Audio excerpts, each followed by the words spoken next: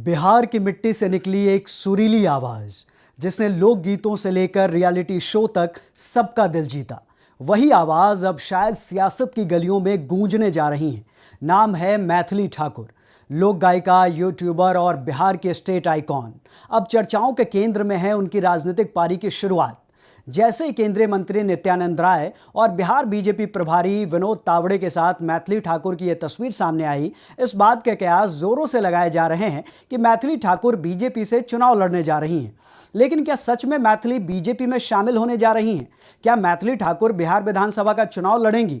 और अगर मैथिली बीजेपी से चुनाव लड़ती हैं तो वो कौन सी सीट होगी जहां से वो मैदान में उतरेंगी? आज इन्हीं सब सवालों के जवाब आपको इस वीडियो में देंगे। नमस्कार, आप देख रहे हैं स्टेट मिरर। मेरा नाम है अंशु झा। दरअसल पूरा मामला तब शुरू हुआ जब बीजेपी के राष्ट्रीय महासचिव और बिहार प्रभारी विनोद तावड़े ने अपने एक्स हैंडल पर एक पोस्ट किया।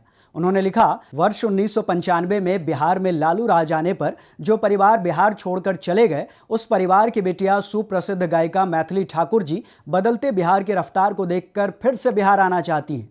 गृह राज्य मंत्री नित्यानंद राय जी और मैंने उनसे आग्रह किया कि वो बिहार की जनता के लिए और बिहार के विकास के लिए उनका योगदान बिहार का सामान्य आदमी अपेक्षित करता है और वे उनकी अपेक्षाओं को पूरा करें।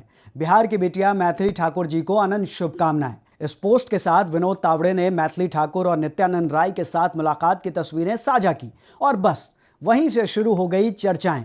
क्या मैथिली ठाकुर बीजेपी में शामिल होने जा रही हैं?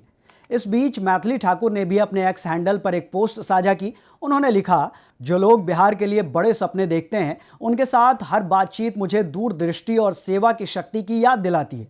हृदय से सम्मानित और आभारी हूं नित्यानंद राय जी और विनोद श्रीधर तावड़े जी। बस इतना लिखना काफी था। उसके बाद सोशल मीडिया पर अब चर्चाएं और तेज हो गई हैं। क्या मैथिली ठाकुर बिहार विधानसभा चुनाव 2025 में बीजेपी की प्रत्याशी होंगी और अगर हां तो कहां से? तो इसकी भी जानकारी आपको देंगे, लेकिन उससे पहले जान लेते हैं कि कौन है मैथिली ठाकुर। मधुबनी जिले के बेनीपट्टी की रहने वाली हैं।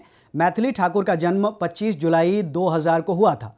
मतलब अभी सिर्फ 25 साल की उम्र में वो बिहार की लोक संगीत की पहचान बन चुकी हैं। 2021 में उन्हें संगीत नाटक अकादमी की ओर से उस्ताद बिस्मिल्लाह खां युवा पुरस्कार से सम्मानित किया गया।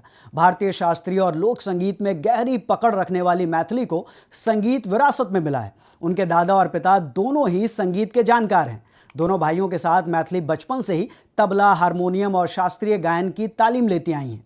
मैथिली ने इंडियन आइडल और सारेगामा जैसे रियलिटी शोज में भी अपनी आवाज का जादू बिखेरा। बाद में उन्होंने यूट्यूब चैनल बनाया जो अब लाखों सब्सक्राइबर्स के साथ लोक संगीत का डिजिटल चेहरा बन चुका है। वो मैथिली, भोजपुरी, हिंदी तीनों भाषाओं में गाती हैं और यही वजह है कि बिहार के बाहर भी उन्हें एक कल्चरल आइकॉन माना जाता है। अब सवाल ये है कि क्या बीजेपी वाकई मैथिली ठाकुर को राजनीति में लाना चाहती है?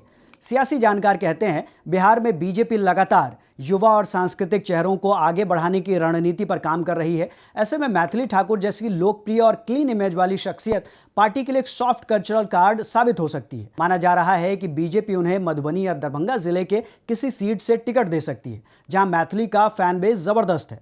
फिलहाल सोशल मीडिया पर मैथिली ठाकुर के सियासी सुर को लेकर हलचल तेज है।